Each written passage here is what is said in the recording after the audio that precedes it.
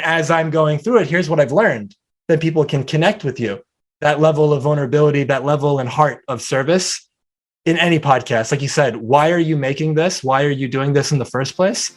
And when you're really clear on what that is, it works. Most hosts never achieve the results they hoped for. They're falling short on listenership and monetization, meaning their message isn't being heard and their show ends up costing them money. This podcast was created to help you grow your listenership and make money while you're at it. Get ready to take notes. Here's your host, Adam Adams. What's up, podcaster? Welcome back to the podcast on podcasting. I've got somebody that I've known for, years now, right, Dr. Jamil? Absolutely, man. At least through social media. It's really cool because we're recording this as he launched his podcast about 8 weeks ago. He's basically publishing every Tuesday. And as we record, he's got 8 episodes published. And what I think you're going to get out of this is you'll be able to learn from somebody who's maybe slightly ahead of you or at the place that you are. See what Jamil's been able to learn along the way, why he started his podcast, and things that he's going to be able to pour into you. So we're going to get started here. Jamil, first and foremost, your podcast supports a business. One of the reasons why you launched your podcast was to grow the business that you have. Another reason, as I understand it, is because your company is a lot of one-on-one coaching, like really pouring individuals, and which is awesome. You get a lot of impact, but you wanted to be able to touch more lives with that same amount of time. So let's go into your purposes and reasons why starting the podcast first, and we'll go from there. Absolutely, Adam. I'd love that. So first of all, thank you so much for just the opportunity to be with you, and happy to be with your listeners and contribute any way that I can. And so, everything that I do is centered around helping leaders, champions, and high performers to experience more happiness, peace, and fulfillment as they create an extraordinary life without regret. And like you talked about, pouring into somebody individually is one thing, and that's awesome, and I love that. And at the same time, there's so many people that could benefit from this type of work. And these interviews that I've been able to have with some clients, some friends of mine, some people that I just met over the years that are more acquaintances that have become friends, the episodes have been deeply impactful for them. And like you said, I might have my 10, 15, 20 people that I'm working with privately, but to be able to have another vehicle of that transformation, that people around the world that I've never met before, in the hundreds or thousands, let's say, of people get to listen to this and get a lot of benefit. And I've been blessed so far that you mentioned the 8 episodes that have been released thus far. I've gotten people messaging me saying, hey, that shifted everything for me. That perspective, that guest shared, that really helped. And then now every probably 5 or 10 episodes, I'm releasing something that's more that I'm doing. So for example, this week's episode, I was interviewed by somebody else. And With their permission, I was able to repurpose that. And it's been a lot of fun. Yeah. Nice. So tell us just a bit about your business and how the podcast is. Who do you serve in your business? And then who do you serve on the podcast? Absolutely. And so from the business perspective, like I mentioned, when I think about a leader, a champion, a high performer, I have a specific way of defining those things. First of all, keeping in mind that some people think you're either born that way or you're not. And my perspective is that that's not true. The case is that it's a commitment and a choice that you make moment by moment by moment. The people that are leaders are people that want to make a bigger impact and difference in the world. It's not just about themselves. It's their family, it's their company, it's their community. And depending on the size of their vision, it's their country, it's the world. When I think about a champion, it's somebody who says, I want to be the best that there is at this thing. And when I think about a high performer, it's someone who says, I want to be the best that I can be at this thing. So those are the thing that matters most to me. So those are the people that individually I love spending time with and working with and helping them to create the results that matter most to them. And when I think about the podcast, obviously anyone who falls into those 3 categories by choice would really benefit from the show. But really, anyone who's just open to growth, anyone who's open to new perspectives, anyone who's interested in fun and dynamic conversations with different kind of guests from all different backgrounds of life, that to me is who would benefit from the show. I love it. And if you're listening and you want to check out the show, it's called Transformation Starts Today. And the easiest way to get to it is just by scrolling down, because I have my team always links up the podcast to my guest. So there's a direct link to it as well. So whenever you're finished listening to this episode today, if you want to check out those 8+ episodes, there's going to be more when this goes live, but those 8+ episodes that can impact you and help you to be able to transform yourself. It's called Transformation Starts Here. The link's down there. And also Jamil's bio is down there in the show notes as well. So if you want to check out a little bit more about him and what he does, that's where you'll find it. Jamil, when you launched your podcast, what advice had you heard prior to launching a podcast? Because there's a lot. Yep. And what I want to specifically find out is which of those that you followed and which of those that you decided not to do. Absolutely. And so I want to share something that I think somebody, at least one person who's listening, is probably in this boat that I was in. So I've been making content since 2014, 2015 online. So before my podcast even came out, I probably had close to 850 pieces of content, videos, all these different things that I made.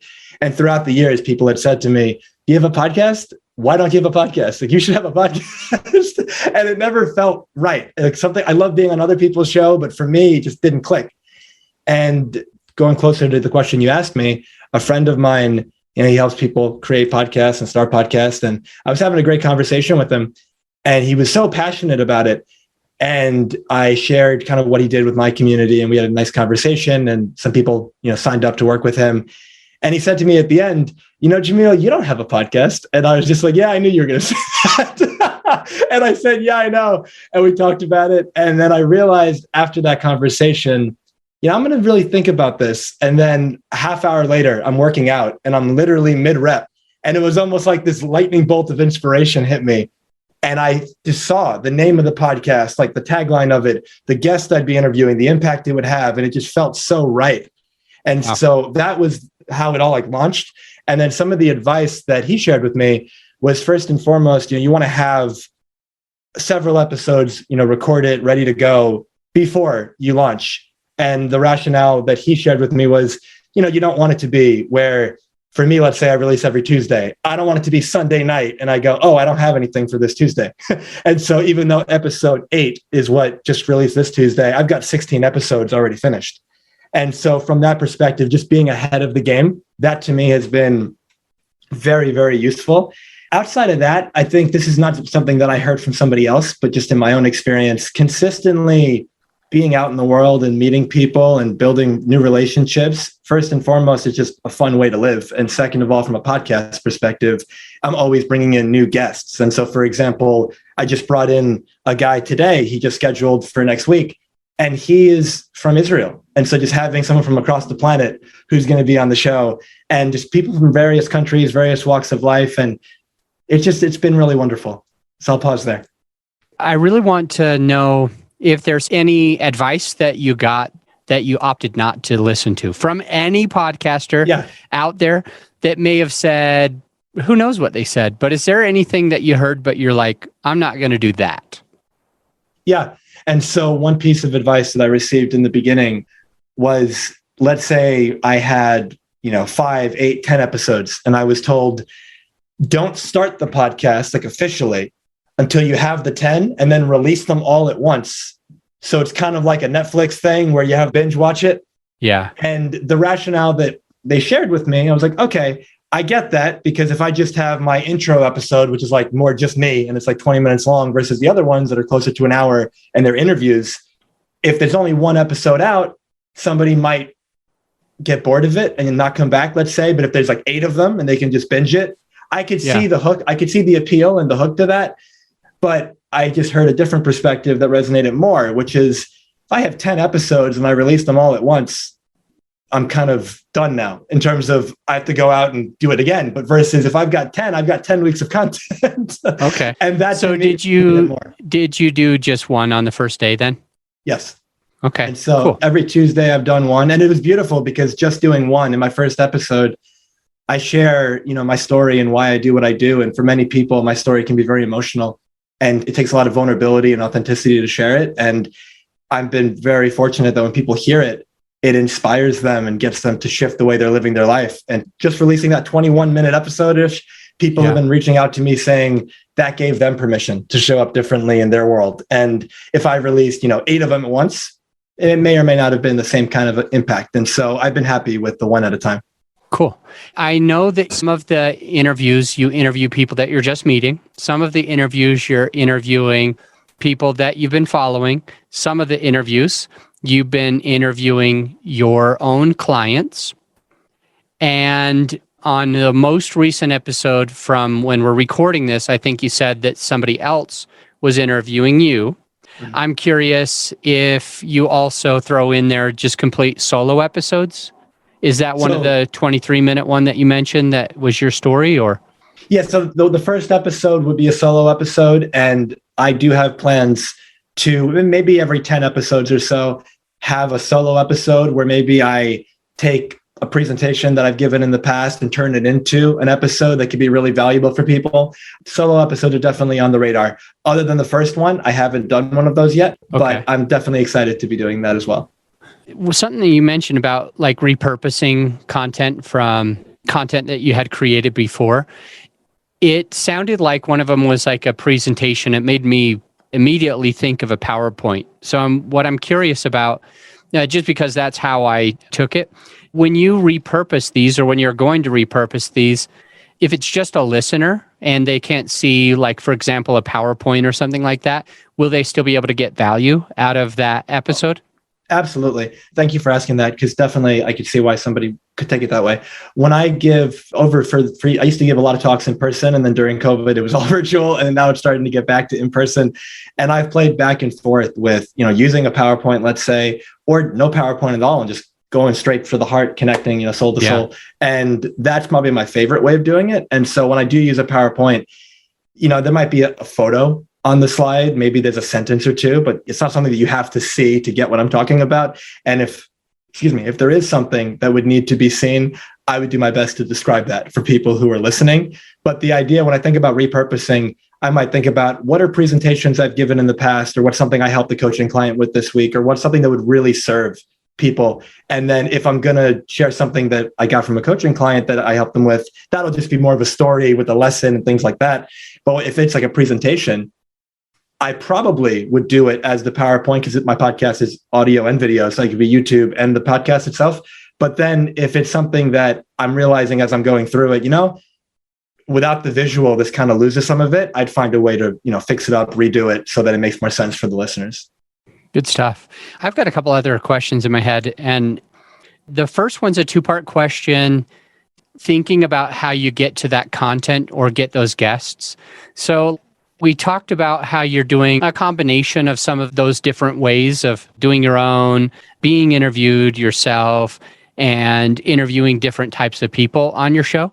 Mm-hmm. What I want to know is, how do you think through either coming up with your own content for the solo episodes, or how do you think through who's going to be a good guest? I know you said lightning bolt in the middle of your reps at the gym once, but how do you come up with, like, I'm going to have this guest?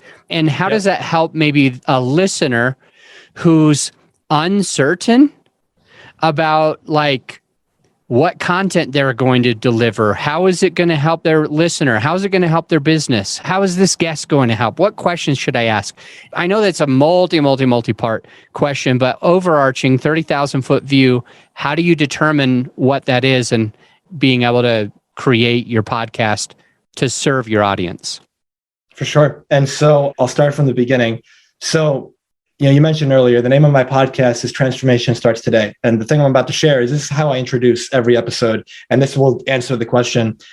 I tell people, welcome to the Transformation Starts Today podcast, where I interview leaders, champions, and high performers from all walks of life as they share their stories, the lessons they've learned along the way, and empowering perspectives to help you create an extraordinary life without regret starting today.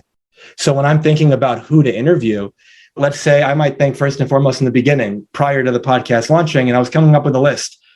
Who are the people that I know, whether they're clients, whether they're friends, people that I've met along the way, that have, from my perspective, inspiring stories?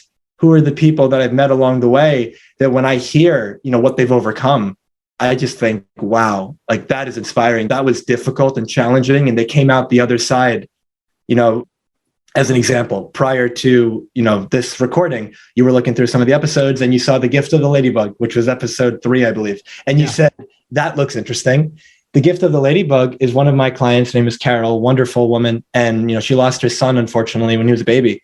And she wrote a book about it called The Gift of the Ladybug. And it was the most heart-wrenching, beautiful story. And who she became as a result of that tragedy. She has impacted thousands of people's lives. And she's going to step into a whole bigger realm of that soon. And just her story gets the tears flowing, it gets the heartstrings going, but it also makes you go, wow, if she overcame that, what could I do? And then it's like variations of that. Each of my people that I've interviewed, they're not just a high performer, but they've got something that other people can benefit from, relate to, lessons they've learned along the way. And so that's kind of that 30,000 foot view of what would most help people based on my experience, seeing what people suffer from and struggle with, both in my coaching practice and also just as a fellow human being on this journey of life that sees other people going through challenges. What do people seem to struggle with, and what content would really support them in that? And I think that, I've been in the coaching space now for 17 years, and I've been also in this personal development journey that long as well. And there's so much that I've been exposed to, so many of my own kind of challenges that I've overcome, that I feel like I have a good feel for the majority of what people would benefit from. Obviously, in an individual one-on-one session, it's more tailored exactly to what you're experiencing. But big picture, there's only so many patterns. There's only so many kind of things that we play out. And so I try to hit as many of those as I can in the podcast. And when I'm thinking about the episodes and planning it, all right, if this one was more, let's say, about leadership or relationship, well, the other one's not going to be about, the next one's not about the exact same subject. There's going to be something very different. And then so I try to space it out that way and make sure it's a very engaging, almost like this, like a movie, like a roller coaster. As you're going through the movie, it starts off a certain way, and then there's like the problem and the agitation, and then it's like a hero's journey almost. And then you meet your friends, and then you fight the dragon, and then there's you almost lose and you survive, and the lesson and all that. It's engaging, it's enjoyable, it's interesting, it's entertaining. I try to think about all those things as I'm putting it together. Yeah. So if I'm listening and I'm trying to determine how to implement what you've just shared, a lot of great value.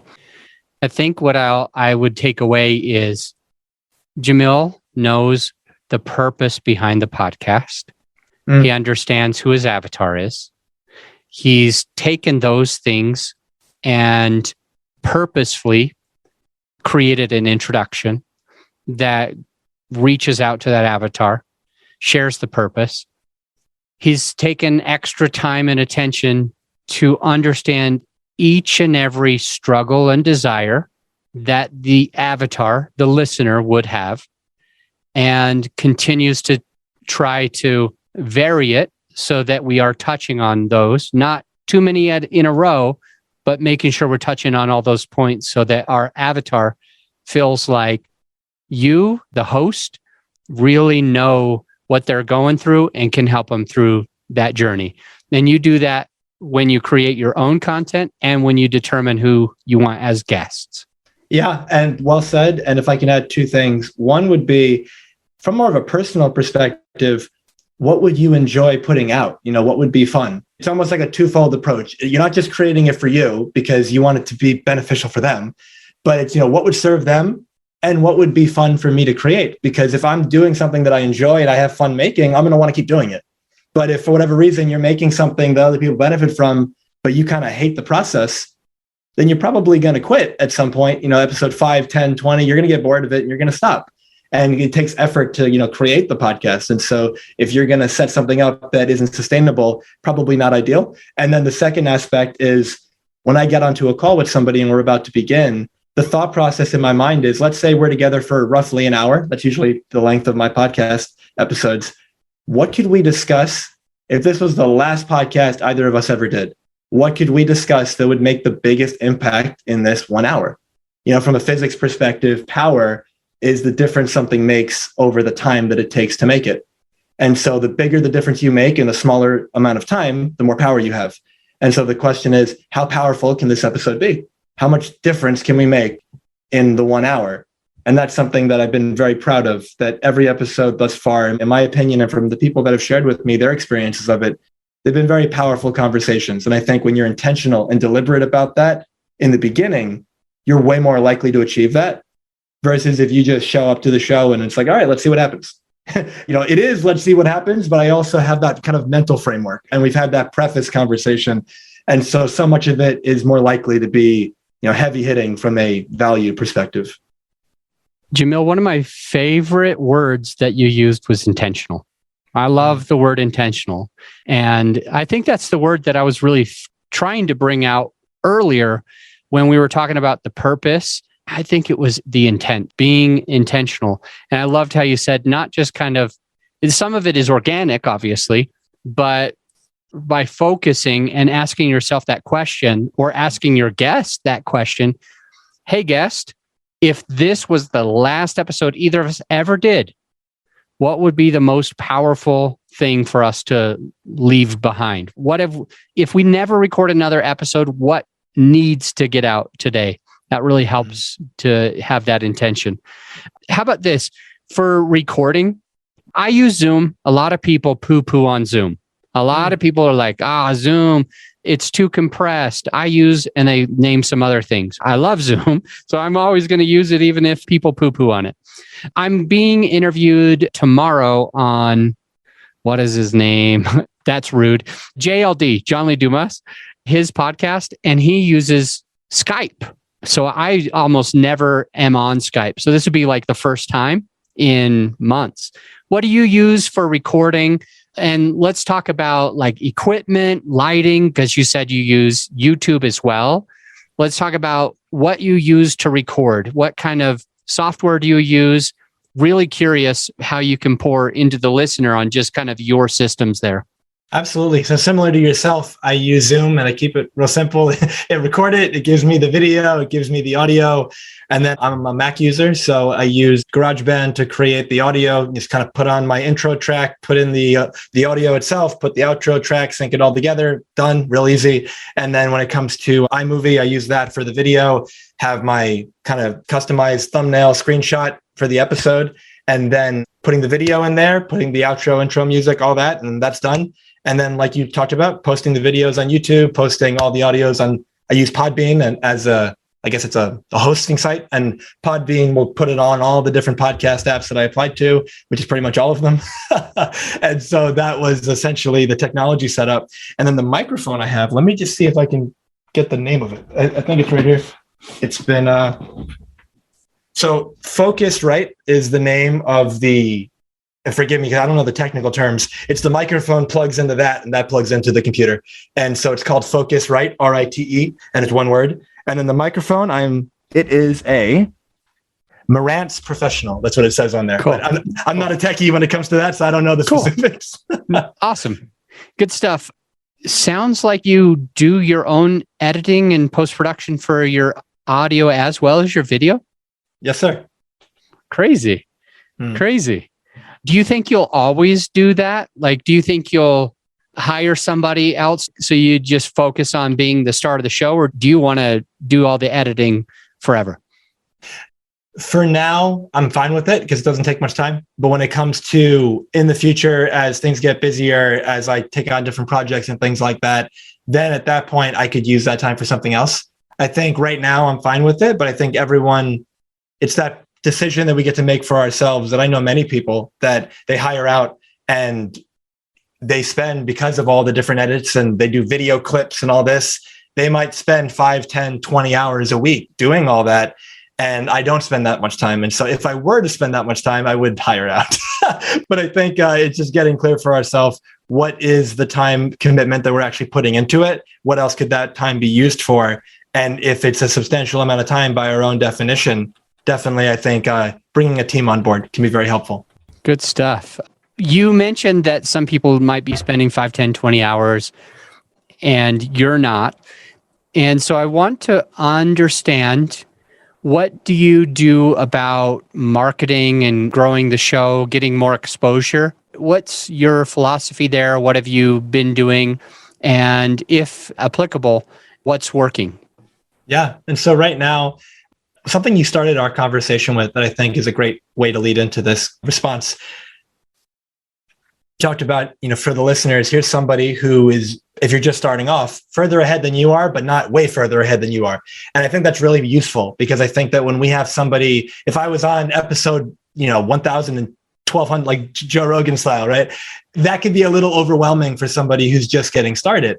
But me just being on episode 8, that's 2 months. And so somebody can hear this and go, okay, wow. All right. So he's learned some things along the way, but he's just getting started too. And so with that in mind, I've been focusing just on the organic side of the marketing of it. And so posting the episode on Facebook, on Instagram, on LinkedIn, having my guests share it as well, and posting it on YouTube as well, like I said, and then just talking about it far and wide and making different posts and referencing an episode here and there in my posts and getting people to go and check it out over there. And just noticing on my PodBean app, it gives you all the statistics of the different episodes and stuff, and just seeing that there's an increase kind of episode by episode of downloads and things like that. And it's gathering that momentum, slowly but surely. So one of the things that you mentioned seemed quite interesting and valuable. And part of it is you're doing it organically. You're making these posts. You are doing it in 3 places: Facebook, LinkedIn, Instagram. The part that I hung on to the most is that you organically, naturally reference different episodes or content.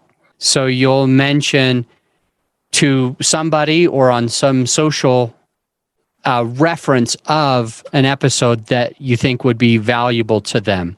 Do you mind going into a little bit more detail and teaching me or the listener how would we be better at referencing episodes so that we can get that same organic growth? Since you mentioned yours are getting bigger and bigger through the first 8 episodes.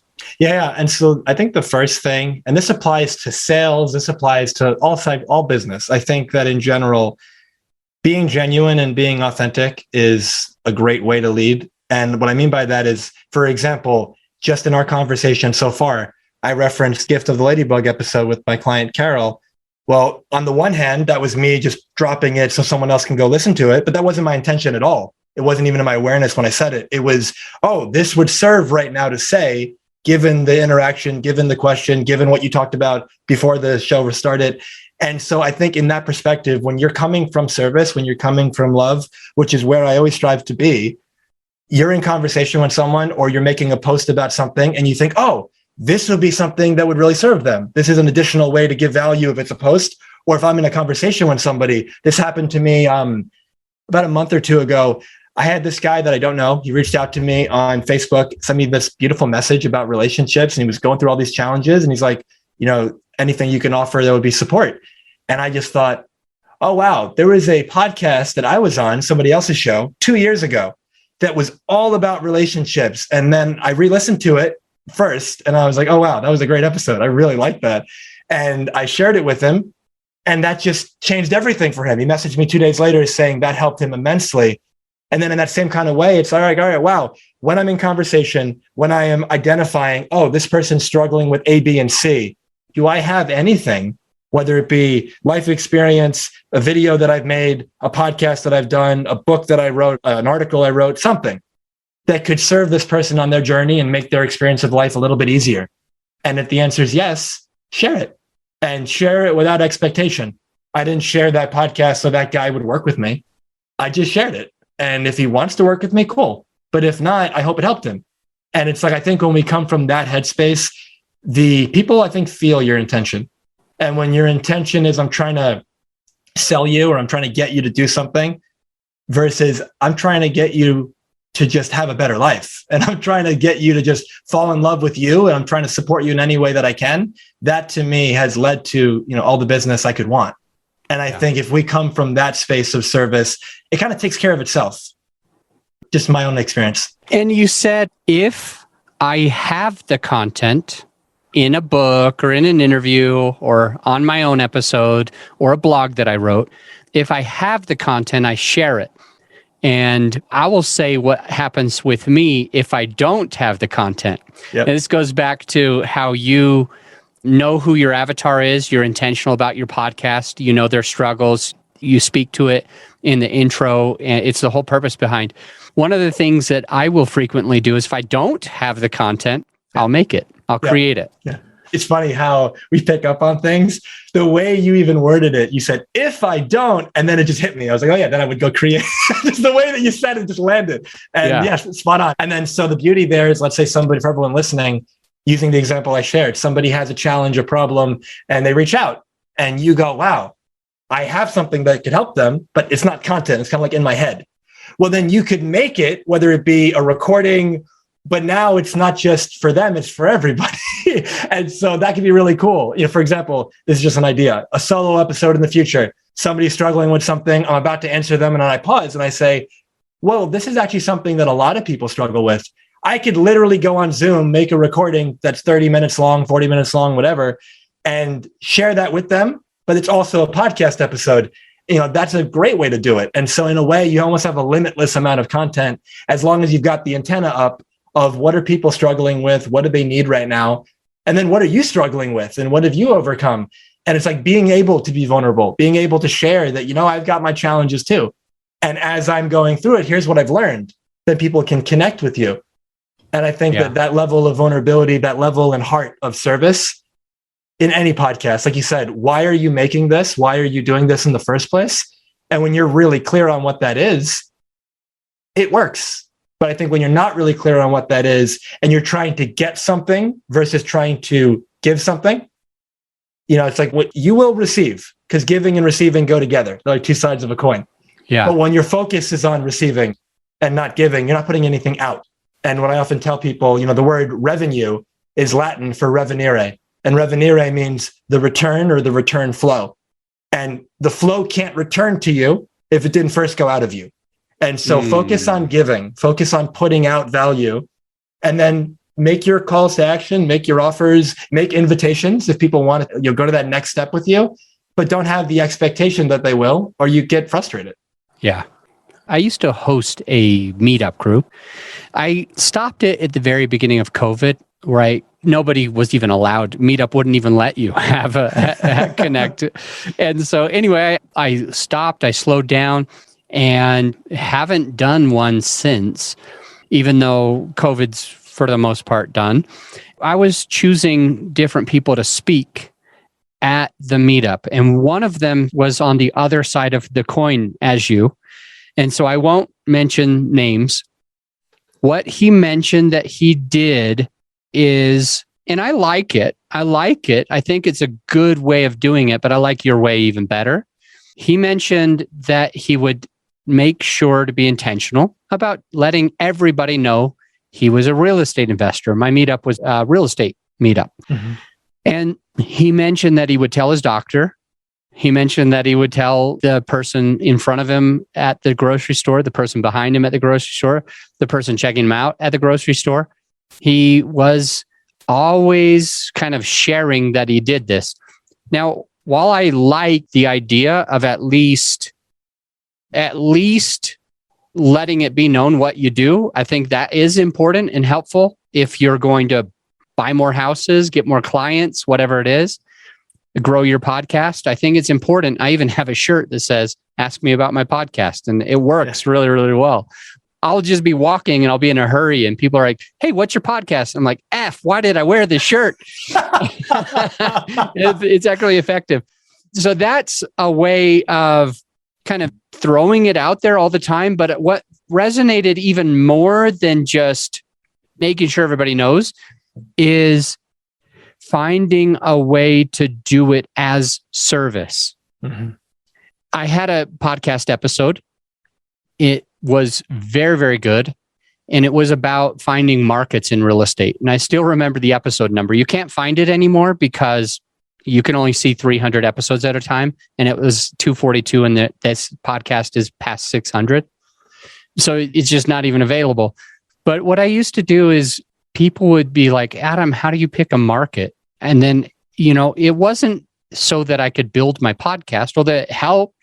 It was because I had an episode that perfectly answered, how do you find a market? It went through at each different way that you need to be looking at things like schools and crime and population and jobs and how many units are available and what's the rent and how much is the median income and all of these different things, and cited different websites so you could find that easier. And I would mention that to somebody. I'd say, we did an episode about that I think is going to be perfect for you. And then I share it. And in the back of my head, I knew that they would probably listen to my podcast. But the main reason why I shared that episode is because it solved their problem. And I love that, being able to create that content, have that content ready to go, memorize some of these. I think that's just awesome. Yeah. And something that you shared, if I can add, throughout our conversation, you've asked me some questions like, what's working for you? How are you doing it? Right. And for all the listeners, just to first and foremost, remember that there is no such thing as the best way or the right way. There's the way best for you at this time in your life right now, given what you're trying to do. And so when you realize that it's not what's the way, it's what's my way. And when we can get clear on that, it's like, okay, that other guy has a different, let's say, perspective, let's say, than I do. And that can work really well. I've tried so many different ways along the way, and I've kind of created my own. But as an example, in a way, we're all in sales, no matter what we do. And from that headspace of as a perspective, everyone's favorite topic, as its field expression is, everyone's favorite topic is themselves.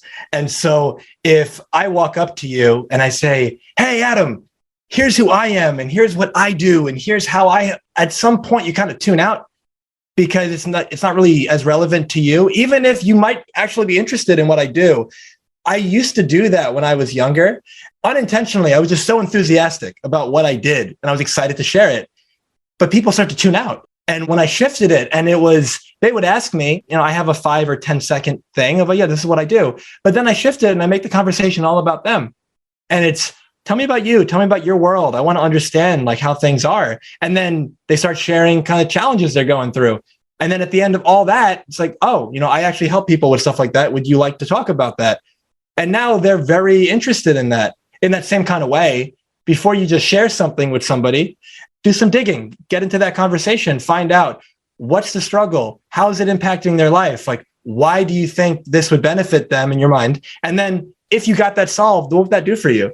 And they go, oh my God, if I got this solved, this would happen in my life. Great. And then let's say you share the podcast episode that you interviewed someone where that exact thing was talked about. The chances that they're going to listen to it or watch it are so much higher than if you just send them a link without any kind of context of this will help you. It's not going to be received the same way. And so just like I said, that preface of I'm about to interview someone, and it might be, if this was our last conversation ever, what would you love to leave this world? In that same kind of way, have that conversation with people where you go deep, your heart's in the right place to serve. And the beauty is that the best selling, in my perspective and experience, is service. The best selling comes from a space of love. And when you come from love, you win, they win, the world wins. When you come from manipulation, the difference, like all sales is manipulation, but manipulation has a negative connotation. So there's manipulation, which is the negative side, which is I'm trying to convince you to do something that's in my best interest, not yours. But the good type of manipulation is I'm trying to get you to do something that's in your best interest. But in order for me to help you in that way, you have to see that too. It can't just be in my head. And so when whoever's listening right now, get clear. What's going on in this person's world? Enter the conversation that's already happening in their mind. Enter their fears, find out their worries, their concerns, their dreams, and their goals. And then think, how can I help this person? And if it's a service that you offer it. If there's a content that you have that can serve them, offer that. And then just follow up and see, how are they doing? Did they get to listen to it? What were their big takeaways? Are they interested in speaking again? Whether it's a yes or no, you did a dramatic service in their life. And I think if you just go person by person and you just do that, whether it's one-on-one or whether it's social media style and putting out big content like that, it doesn't seem like you can go wrong. It might take some time to develop, but I think it's almost like inevitable at that point. I really like that way of thinking. I think that's an excellent way to leave our listener with something super tangible. Now, I always share that it's ask, don't tell.